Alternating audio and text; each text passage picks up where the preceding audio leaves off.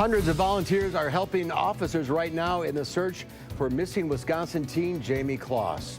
And leaders in Turkey are demanding answers into the death of journalist Jamal Khashoggi, what the president is saying about the investigation.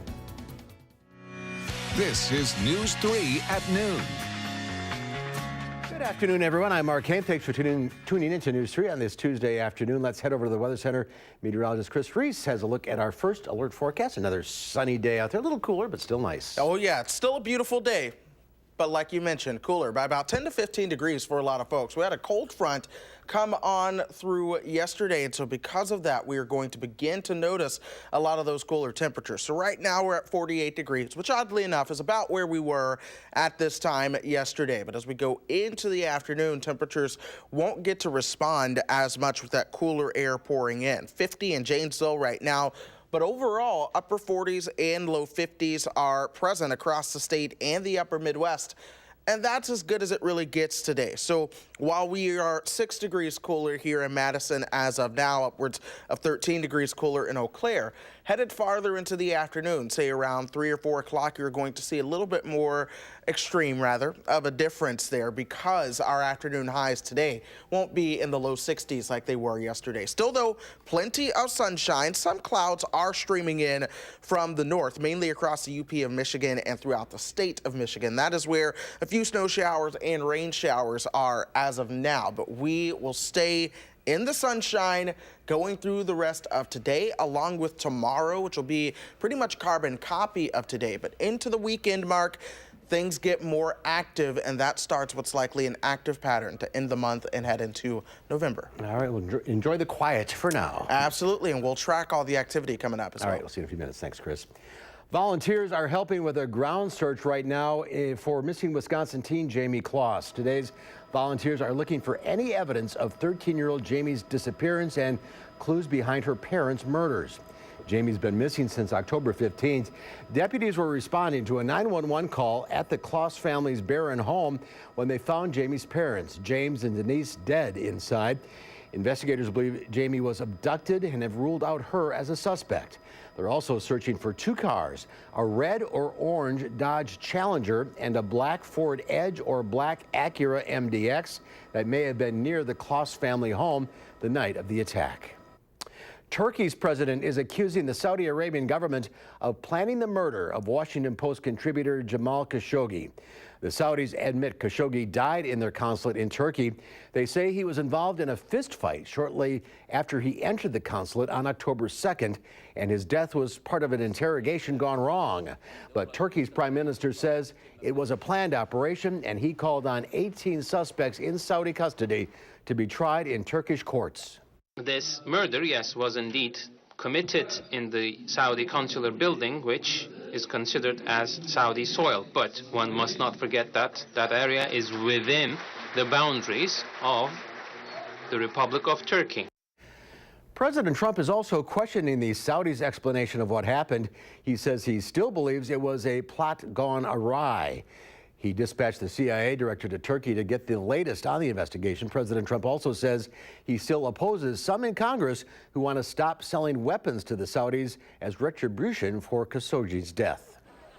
The latest recorded caravan of migrants from Central America is making its way through Mexico right now. There are at least 7,000 people on this journey. Some members of the group are walking thousands of miles in sandals. Others are hitching rides on whatever they can, like oil tankers, no matter how risky. The group still has about 2,000 miles to go. The president is blaming Guatemala, Honduras, and El Salvador for not stopping people from leaving their countries and has threatened to cut off or reduce foreign aid routinely given to them. Retired Justice Sandra Day O'Connor, the first woman to sit on the Supreme Court, says she has dementia and possibly Alzheimer's disease. The 88-year-old shared the news in a public letter today, saying she is no longer able to participate in public life. She'll continue to live in Phoenix near friends and family. O'Connor, who retired in 2006, made history when she was appointed by former President Ronald Reagan in 1981. She was confirmed by the U.S. Senate in a 99-0 vote. Two Janesville girls donated the money they raised through a lemonade stand this summer to the Janesville Police Department. McKenna and Malaya Maurer donated more than $100. They also created artwork for the department with the help of their parents. The officers say they appreciate the girls' kindness and are looking for the perfect spot to hang the artwork. A popular brewery and donut shop are teaming up to create cherry and donut stout. Wanakee-based Octopi Bee Brewing is using donuts and frosting from Greenbush during its brewing process. The beer should be in stores soon. Madison Magazine has a story about all this on channel3000.com. And there's more to come on News 3 at noon. I'm next. We'll see what Howard's working on in the Mr. Food Test Kitchen. Today's recipe can be served as a side dish, an appetizer, a tasty pizza, or maybe all three. You decide.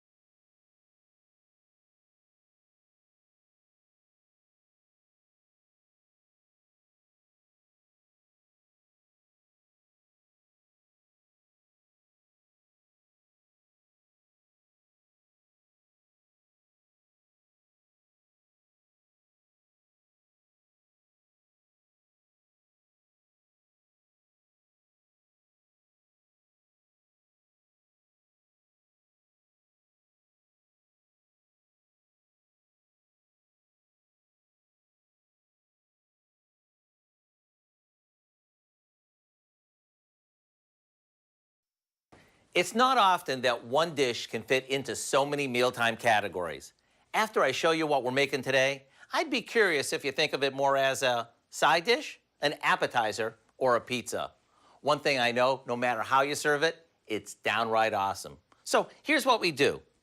We start off by unrolling a refrigerated pie crust and placing it on a baking or pizza pan. While that rests for a minute, we saute some chopped green pepper and a slivered onion in a bit of Caesar salad dressing, just until they're tender. Once they are, we turn off the heat and add some fresh spinach, cherry tomatoes that we've cut in half, some pitted Greek-style olives, a bit of crumbled feta, a touch of black pepper, and a little more Caesar salad dressing. Now we toss this together and spoon it onto our dough before folding the edges over, creating what looks like a rustic pie. Once it's baked and the crust is golden, it's ready to cut into wedges and serve. The only question is, do you serve this as a side dish, an appetizer, or a fresh from the garden pizza? No matter how you want to serve it, go online and get the recipe for our rustic veggie pie. so you can see what your gang thinks this should be. I'm Howard in the Mr. Food Test Kitchen, where today we found a tasty, fresh way for you to say, ooh, it's so good. All right, Howard, thank you. Now's the time to start thinking about your health and nutrition questions. We'll be taking your calls in just a bit. And the sun is out again for us, but things are much cooler today. Chris has your first alert forecast next at noon.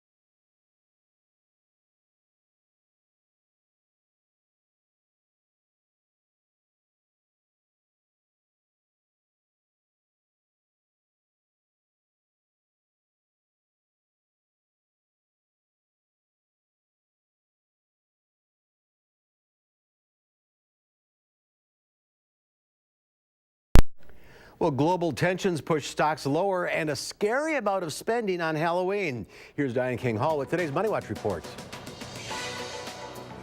Stocks tumbled in early trade as investors fretted about political turmoil surrounding Saudi Arabia, rising trade tensions, and the impact of tariffs on Dow Jones industrial giant Caterpillar. Also on the earnings front, new numbers from McDonald's show Americans are eating better. Sales and profit were down, but its numbers did beat expectations. The world's biggest fast food chain says it earned $1.64 billion during its third quarter. Can you hear me now? Verizon dialed up a profit of $5 billion during its third quarter. That beat expectations as well. Sales also topped expectations as the nation's biggest cell phone carrier raked in more than $32.5 billion. Some cities are dishing out a scary amount for Halloween. Halloween spending is expected to total $9 billion this year, according to the National Retail Federation. And financial news site 24/7 Wall Street broke down the spending by region, projecting that areas in the South and Northeast will spend the most. Southerners are expected to spend more than $90 a person, while people in the Midwest are only expected to shell out about $79 a person. And that's your CBS Money Watch report. For more, head to CBSMoneyWatch.com. At the New York Stock Exchange, I'm Diane King Hall. Diane, thank you. The Dow Industrial is down 328 points at the noon hour. The NASDAQ down 90. Q106 Farm Director Pam Yankee standing by in the radio suite, hoping you have better numbers for us. Oh, yeah. Yeah, for a change, I do, Mark, but I am intrigued to see what's happening there. I know there's a lot of conversation in the market today about the collapse that Italy is looking at with another financial crisis that European Union is talking about. So that's been getting a lot of attention on Wall Street. As far as commodities are concerned, we're focused in on the harvest and Chris's forecast that's going to be changing by the end of this week. So again, always reminding you, exercise caution if you're out on rural roadways. That goes for not just the farmers, but also the folks that share the road with that large farm equipment, because we are busy. As of Sunday, across the state of Wisconsin, we had 31% of our corn harvested. That's a 12% jump in just 7 days' time, which should give you an indication of how busy farmers are. 36% of our soybeans were harvested. That was a 15% jump in just 1 week's time. The good news is, as farmers are making their way through the harvest, they're feeling a little bit better about things. I think a lot of it has to do with the sunshine we've been able to pick up. It is still dry out there. The corn rating, 70% good to excellent. The soybeans, 71% good to excellent. Both those numbers up a percentage point compared to a week ago. The only group that seems to be struggling right now are potato producers. They've got 91% of their potatoes already dug, but they're 8 days behind what we would normally expect. And I'm hearing there could be some quality issues. You know, think about where the potatoes are. They're under the ground, so they've been sitting in a lot of moisture. Could become a storage issue for our Wisconsin potato growers going through the winter into next spring. So kind of keep that in mind. Today, the dairy market's also taking a hit. Fluid milk contracts right now are down double digits in Chicago. Barrel cheese dropped another 2 cents on Tuesday to $1.22. 40-pound block cheese dropped 3 at $1.47.5. The AA butter down 2 at $2.19.5 per pound. So dairy definitely the weak commodity. And one other thing, Culver's had launched just yesterday, Mark, a Thank a Dairy Farmer campaign that was going to provide care packages for dairy farms across the state. They have already run out of care packages. They had planned for 500. They are giving out more than 800, and they've already kind of taken down the nomination process because they said they were so overwhelmed by people that wanted to nominate their dairy farmer neighbors in Wisconsin. So thank you for that. And 800 dairy farm families and their employees can look forward to some care packages from Culver's. But that happened fast. Kind of like the way the Dow goes down or the way our weather changes. Things can happen fast around Wisconsin. Yes, they certainly can, especially this time of year. We all love our dairy farmers, that's for sure.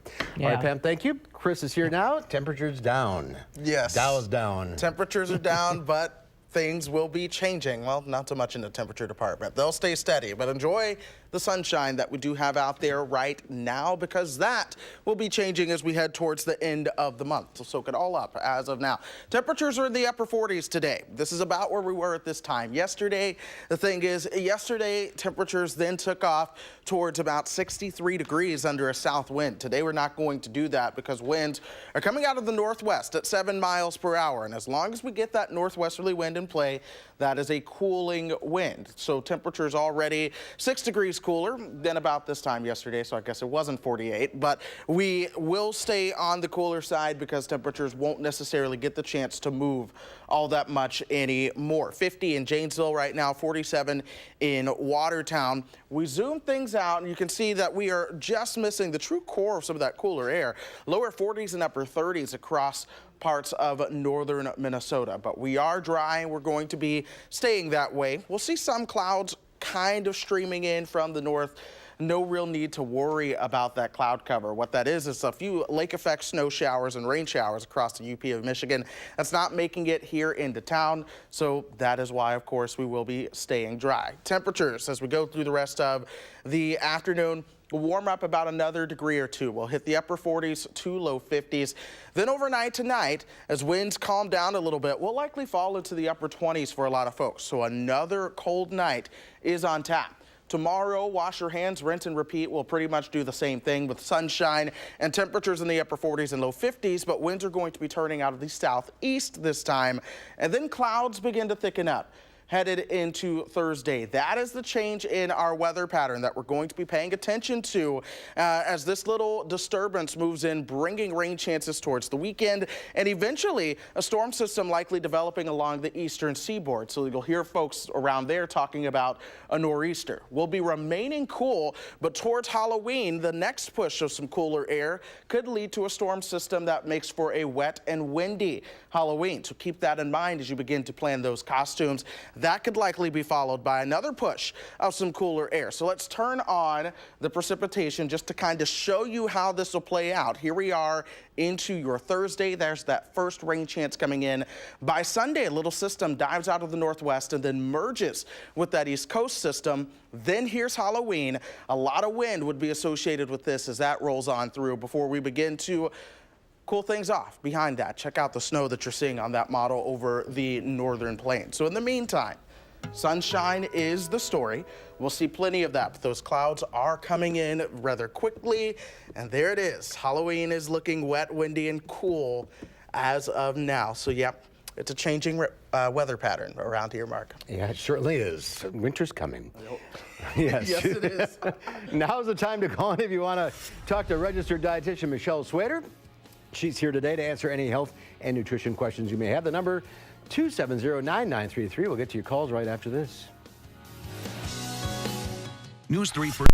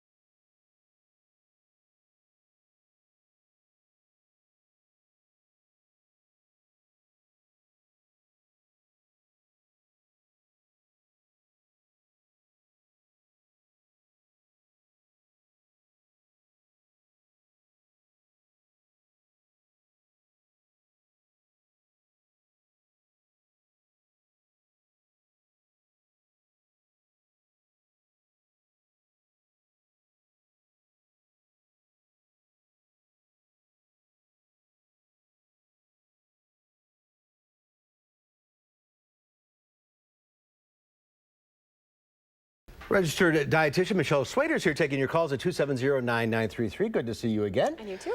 When should someone go see a professional dietitian? Right. Well, the good news is, from my opinion, is that you can go see a dietitian if you have any nutritional concerns. So a lot of times it is a health condition, diabetes, even pre-diabetes, hypertension, cardiac disease.